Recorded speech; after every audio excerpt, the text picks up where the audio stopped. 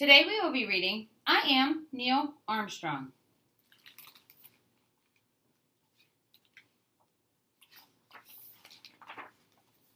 I am Neil Armstrong. I grew up on a farm with no electricity. When I was 8 years old, my goal was to climb this silver maple tree, the biggest one in my backyard. It seemed impossible. The tree was so big, and I was so small. How would I do it? I needed to be brave. I wasn't a brave kid, though. Back in Ohio, when I was 3 years old, I got scared when I went to see Santa Claus. I'd also needed to be smart, and as a kid, I loved to read. In first grade, I read more than 100 books. Really? Yep, more than 100 in a year. Finally, I'd need to be patient. During Monopoly games, when my brother would get upset and kick the table, I always stayed calm. Yet, to climb that huge tree, the only way to get to the top was like this. I had to take that first step. Climbing up the tree was like a puzzle. I needed to pick the right branches in the right order. I had to engineer or figure out a solution. Plus, I loved the feeling of being so high up. But then, I grabbed a dead branch and crack! I had to use my brain even more than my body. I fell 15 feet. I landed flat on my back. Should I get Mama? Yeah. Luckily, I wasn't hurt. But on that day, I did learn not to grab the dead branches. But the most important thing I did was to get back up again. Success never comes easily. It takes hard work. And when it came to hard work, I was really good at that. At 10 years old, I mowed grass at a cemetery for 10 cents an hour.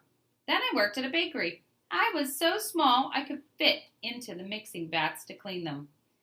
Those jobs helped pay for the one thing I loved more than anything else. Airplanes. My mom bought me my first toy plane when I was 2 or 3 years old.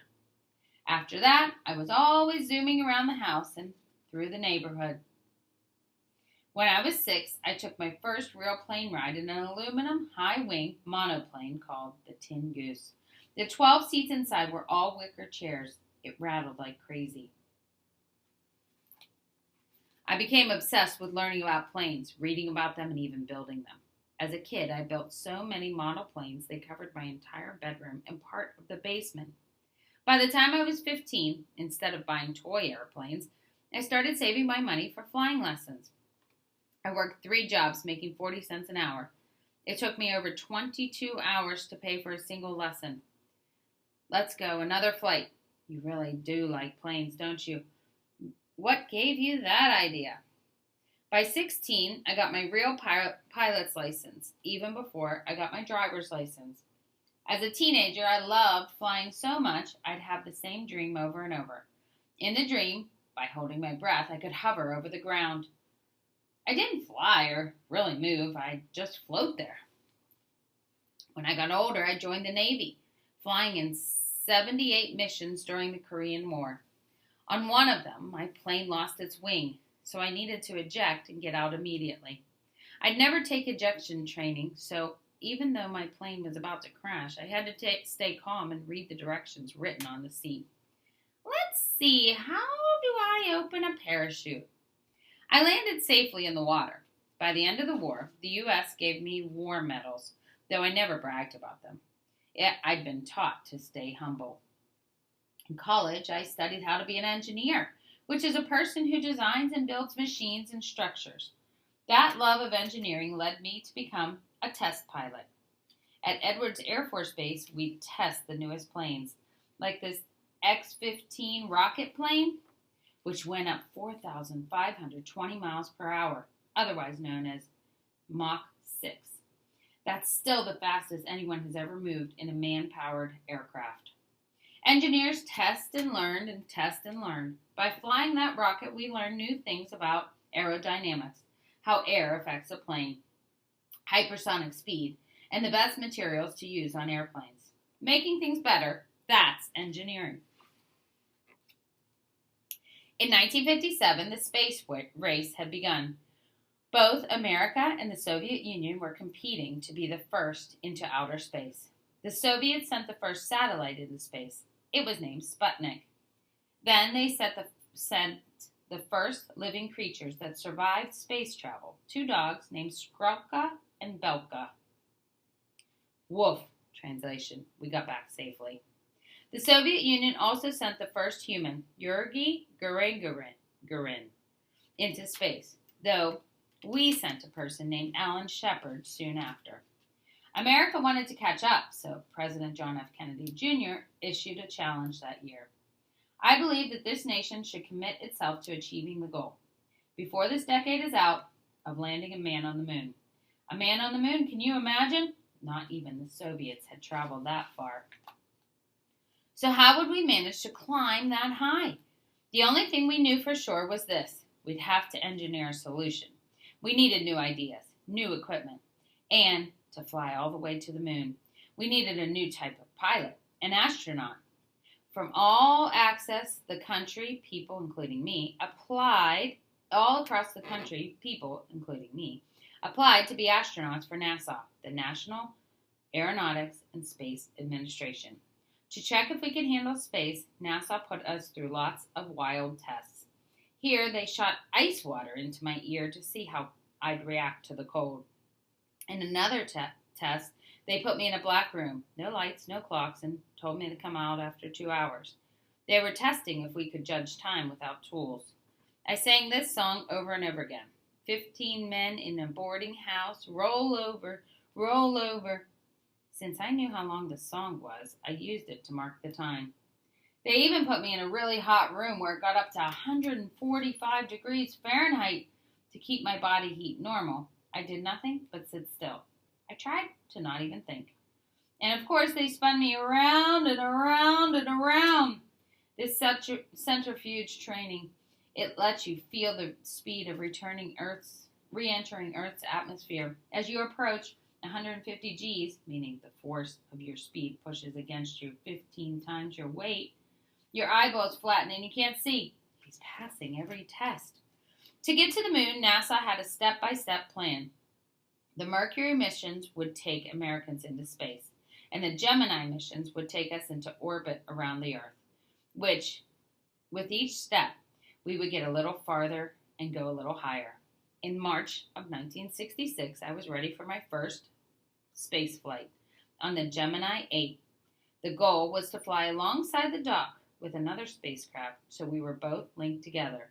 Look at the Earth from up here. I wonder if I could see my house in Houston. It was the first time 2 spacecrafts ever connected in space.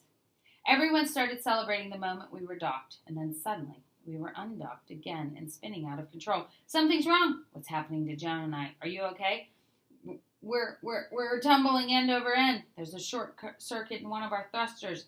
If we can't stop spinning, the force will tear the ship apart. After all those years as a test pilot, I knew how to stay calm. I kept my eyes on the controls so I could fire another thruster to stop our spin. The mission had to be stopped earlier than planned. We landed safely, but it taught me another lesson. Nothing in space is easy. Over and over, there were setbacks and devastating crashes. During a practice session on the launch pad, astronauts Gus Grissom, Ed White, and Roger Chaffee were killed when a frayed wire caused an accidental fire. Over in the Soviet Union, cosmonauts, the Russian term for astronauts, died too. At times, going to the moon seemed impossible. But we never let it stop us. With each setback, we learned how to strengthen the Apollo spacecraft, which would take us to the moon. Apollo 8 just made the first orbit of the moon. Whenever I talked about flying an aircraft or a spacecraft, I used the term we. That's because every accomplishment any of us achieved required the help of so many others. From scientists and engineers to welders and mathematicians, to tailors who sewed the space suits, to all the astronauts from the previous missions. Catherine, would you check these numbers? Mathematician Catherine Johnson, astronaut John Glenn. When Apollo 11 was finally ready, I said to the flight director, please tell everyone who worked on this that this is their launch. Tell them they'll be riding with us all the way.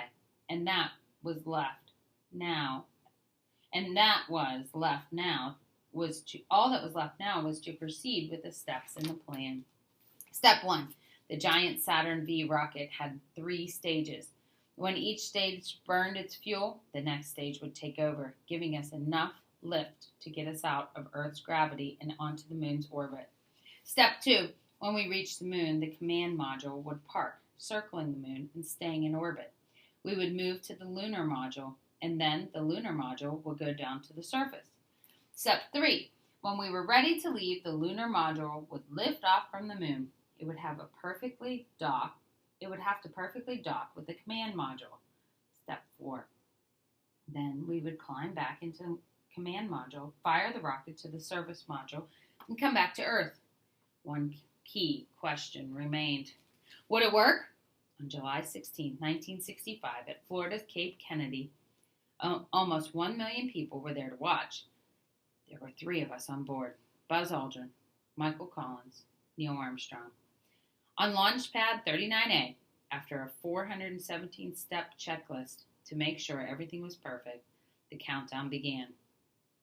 12, 11, 10, 9, ignition sequence start. 4, 3, 2, 1, 0. All engines running. Liftoff. We have liftoff. We were going over 24,200 miles per hour as the third stage rocket pushed us free of Earth's gravity. Step 1. Saturn separates successfully. So how was the view? Look at that sunrise. Get a picture of that.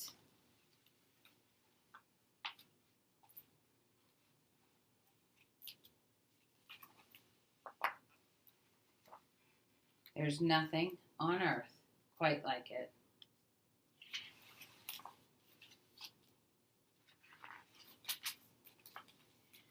Since there's no gravity in space, everything floated, including our food. So we'd eat our meals out of small bags. My favorite was spaghetti with meat sauce. For water, we'd drink from a 6-foot tube. And to sleep, we could either stay wrapped up in a bag like hammock or float with a belt lap. 3 days later, our destination was right in front of us. It's spectacular. Hello, moon. Remember our plan? We were still following it, step by step. Buzz and I got into the Eagle. Step 2, lunar module Eagle heads to the surface. Go for powered descent. Landing was hard. Back then, our radar and instruments weren't very accurate. We couldn't even tell how high we were. I had to use a stopwatch and quick math to figure it out. We realized we weren't close to our landing spot. The ground wasn't smooth. There were rocks as big as cars. I never panicked, even when we had less than a minute left of fuel. I trained my whole life for this moment. Okay, looks good. Right here. The landing was so soft we barely felt it. Houston, Tranquility Base. Here, the Eagle has landed. Okay, let's get on with it. Now came the hardest part of it all. This is the moon. For nearly a decade, my goal was to reach it. It seemed impossible. The moon was so far and we were so small. How did we do it? We had to be brave. We had to be smart. And we had to be patient. But to really make it happen, I had to take that first step. It was 10:56 p.m. Eastern Standard Time, Sunday, July 20th, 1969. 1/5 of the world's population was watching on TV. That's one small step for man and one giant leap for mankind. In my life, people called me a test pilot, an astronaut, a space traveler. But to reach the stars, I needed to be an engineer. Engineers search for solutions. They solve problems. How? By testing and failing, and testing and failing. It is the key to science and also the key to life. It was never just one small step that got me there. It was the thousands that came before it. We all have moments when we fail, but failure is not an ending. It is an opportunity to learn something new. Whenever you tumble, you must get back up. Every mistake you make teaches you a better way forward. Here at the National Air and Space Museum, you can see the real command module and loads of other things, including rocks that they brought back from the moon. Did you know that 3 items were officially left on the moon? A plaque that says we came in peace for all mankind, a small disc imprinted with goodwill messages from world leaders, and an American flag.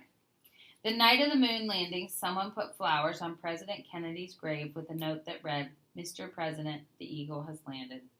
During the last years of his life, Neil Armstrong was disappointed that America's space program was no longer exploring. If you love his story, think about becoming an astronaut. We need more space explorers. And remember what his family said when he died at age 82. Next time you walk outside on a clear night and see the moon smiling down at you, think of Neil Armstrong and give him a wink. Whatever your path is in life, explore your dreams. Use hard work and teamwork. Be brave and patient. Engineer your own solutions. It can take you all the way to the moon. I am Neil Armstrong, and I know that every journey begins with the first step.